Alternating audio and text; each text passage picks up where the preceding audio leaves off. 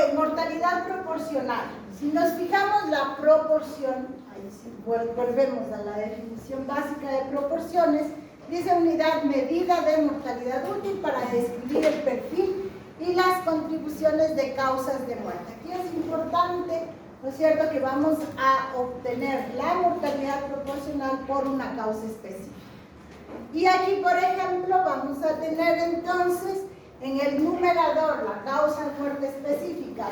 Vamos a suponer, me interesa a mí saber cuál es la proporción o la mortalidad proporcional de la tuberculosis. ¿Okay? ¿Qué es lo que vamos a tener en el numerador? El total de defunciones por tuberculosis, pero la diferencia en la mortalidad proporcional es que vamos a tener el total de muertes, no es una tasa, ¿de acuerdo? Aquí hay que identificar que no es una tasa de mortalidad, sino que estamos refiriéndonos a que la mortalidad proporcional va a ser solamente en el denominador el total de muertes. Si vamos a suponer, si en Quito hubo 15.000 muertes, ¿ya? Total de muertes, total de defunciones. Pero, y queremos saber cuántas defunciones fueron por COVID, ¿de acuerdo? Entonces aquí vamos a tener, yo dice 720. Y aquí multiplicamos, como es proporción, aquí sí tenemos que expresarle como porcentaje, ¿no es cierto? ¿Cuánto sería entonces la proporción de muertes por COVID?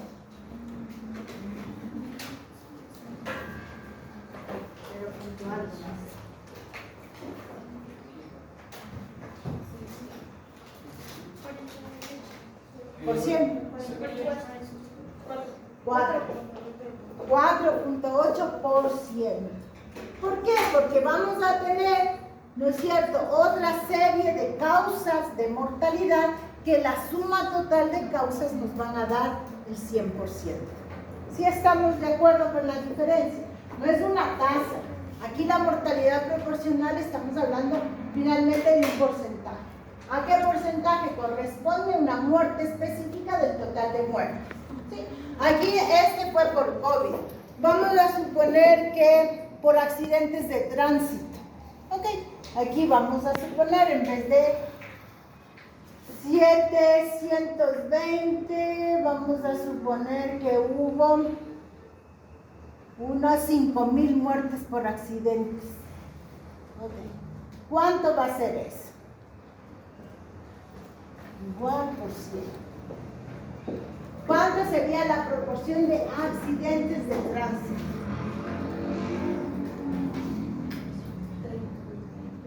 33. Ya, entonces acá 33,33%.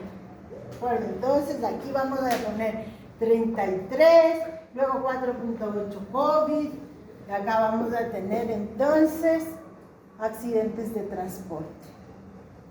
Entonces aquí si vamos viendo hasta que se cumplan los 100, vamos a tener un orden. ¿De acuerdo? Pero es mortalidad proporcional.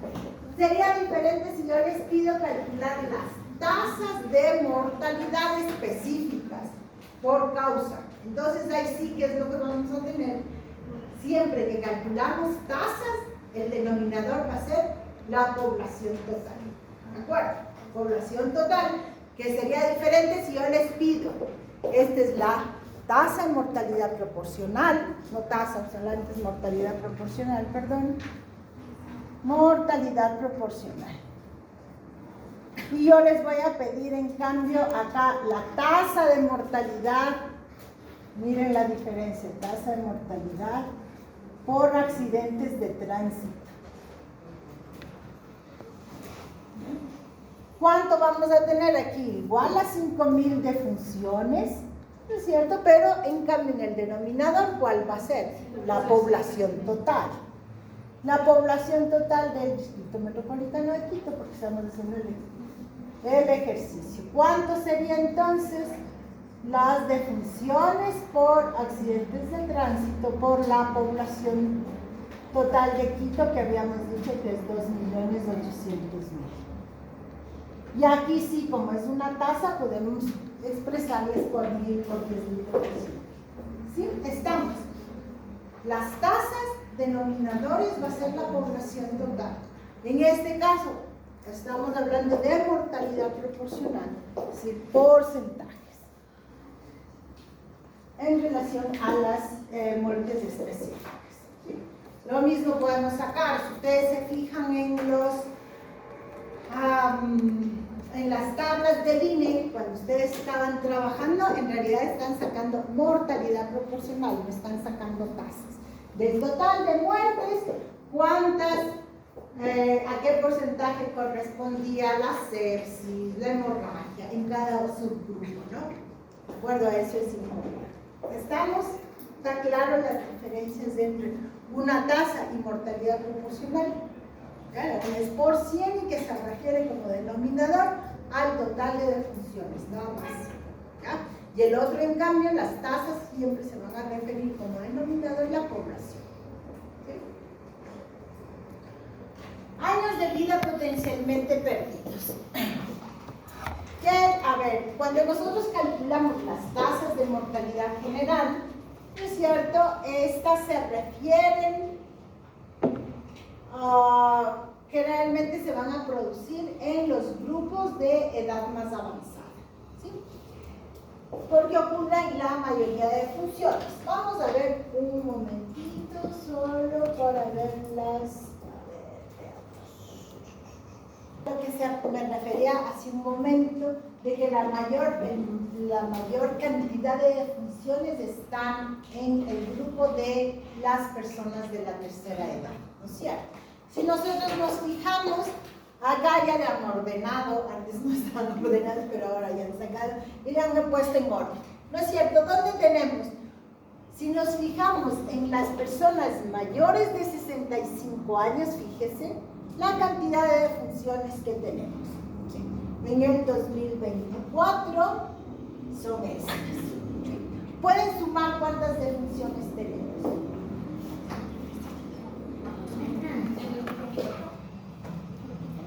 Sí, las defunciones, pero solamente en el grupo de mayor de 65 años. 65 y más. Entonces, son desde aquí para arriba. ¿De acuerdo? Hasta 100 y más.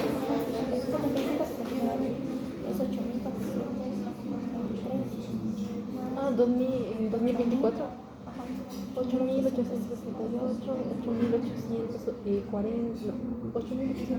8.884. Obviamente se van a presentar en el grupo mayor de 65 años, es decir, en las personas de la tercera edad. Si nosotros comparamos, por ejemplo, con los menores de un año, ¿sí? ¿Cuántas defunciones ha habido? 2.300. Si no se ve que estos son del 2023 y estas son del 2024. ¿No es cierto? 2.340. Entonces, siempre lo que nosotros vamos a ver en las tasas de mortalidad o cuando calculamos tasa de mortalidad general, ¿no es cierto? El mayor peso que está dando a las defunciones son las personas de la tercera edad porque tienen mayor mortalidad. ¿Estamos de acuerdo? Sin embargo, hay que justamente el indicador de años potencialmente perdidos trata como de recuperar la información de lo que dejan de la muerte prematura. Si yo tengo una persona que fallece justamente más de 65 años y la esperanza de vida, vamos a decir que la esperanza de vida en el Ecuador, pongamos que 78 años. ¿Bien? Si una persona fallece a los 65 años, ¿no es cierto? Vamos a pensar en los de 65 años. ¿Cuántos años han dejado de vivir? Si es que la esperanza de vida es 78. 13. ¿No es cierto? 13 años, una persona de 65 años. ¿Qué pasa con un niño de un año? ¿Cuántos años ha dejado de vivir? 77 años, ¿no es cierto? A eso es lo que nosotros le llamamos como muerte prematura, ¿ya? Es decir, es todos los años las personas, ¿no es cierto? Hay un grupo de personas persona y el peso de mortalidad en relación a la carga que tiene de muerte, hablemos así, en el país, ¿no es cierto?, son los niños. Son los niños porque a la final los niños dejan de vivir 77 años comparados con las personas adultas que ya han vivido, ¿no es cierto?, que han tenido su tiempo de supervivencia, ¿ya? Los de 65, si pensamos nosotros en los de 85, ¿qué pasó con los de 85 años? ¿No es cierto? Él tiene una supervivencia, hay mayor, ha sobrevivido más de los 78 años que en promedio en el Ecuador se esperaría que viva, ¿sí? Entonces, ¿cuál es un poco, por qué es importante justamente eso?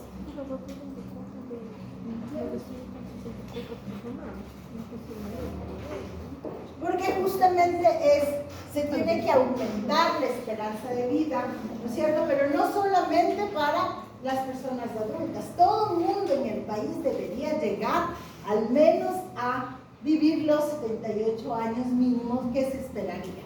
Pero cuando una persona deja de vivir, ¿no es cierto?, todos los años que en la realidad debería vivir, de acuerdo a si es que tuviera condiciones adecuadas de vida, etcétera, entonces es una muerte prematura. ¿Sí? ¿Estamos de acuerdo?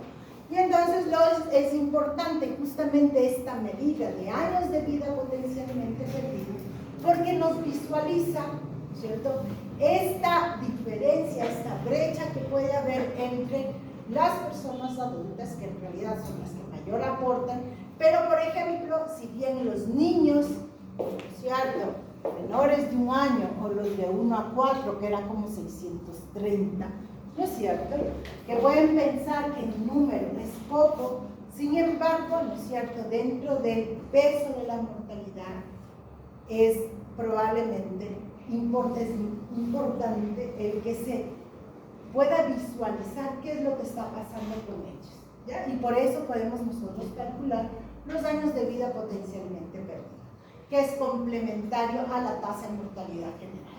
Entonces, calculamos la tasa de mortalidad general, obviamente que sí, ¿no es cierto? Y sabemos que está incluido por la edad, porque las personas de edad avanzada van a ser quienes mayor contribución a la mortalidad general dan.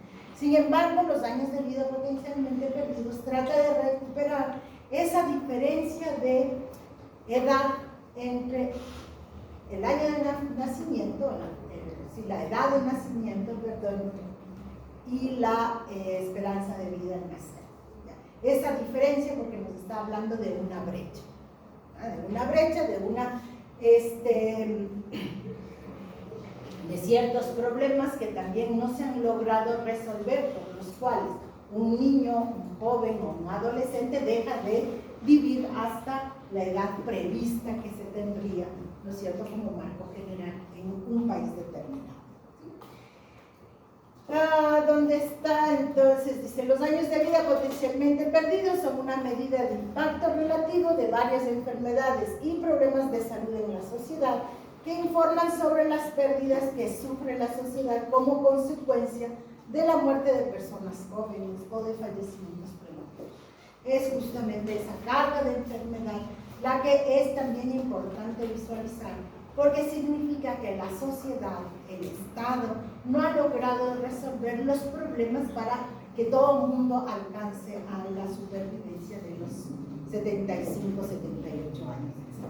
Dependiendo de cada uno de los países, recordemos que la esperanza de vida va a ser diferente. A ver, entonces lo que les decía, se considera una muerte prematura cuando ocurre antes de cierta edad predeterminada que corresponde en general a la esperanza de vida.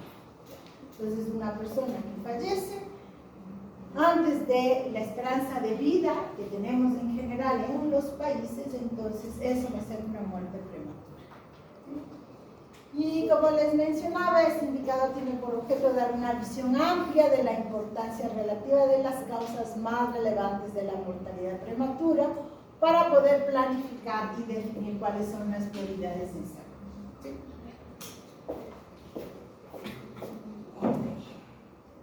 ¿Cómo calculamos? Ya hemos visto más o menos, ya sabemos cómo calculamos los años ya potencialmente perdidos, simplemente restamos la esperanza de vida menos la edad del fallecimiento. Entonces, generalmente se trabaja con esperanza de vida, como les había mencionado, cada uno de los países tiene diferentes esperanza de vida, entonces generalmente se estandariza 75. ¿Ya? Entonces, como 75 años la esperanza de vida en general. Como les digo, va a variar. ¿Por qué? Porque van a haber países, especialmente los países de altos ingresos, donde la esperanza de vida supera los 85 o 90 años. Y vamos a tener países de bajos ingresos, especialmente en los países a nivel de África, donde la esperanza de vida es mucho menor. ¿No es cierto? Entonces, por esa razón se ha establecido como 75. ¿Cierto? Aunque podemos ajustarle y ya cuando vamos a hacer un trabajo específico alrededor de un país, ¿no es cierto? Ahí sí utilizamos el que, ¿de acuerdo? Que corresponde, pero de lo contrario, en general es 75. Y podemos también calcular esperanzas de vida tomando en cuenta el sexo para ver quiénes son los que mayor muerte prematura tienen, por ejemplo, los hombres o las mujeres, pero también podemos hablar de ciertos lugares, si nosotros quisiéramos sacar esperanza de vida, ¿no es cierto? ¿Cuáles son esas diferencias entre provincias, entre la Amazonía y la costa, etcétera? ¿Ya? Para ver dónde se produce.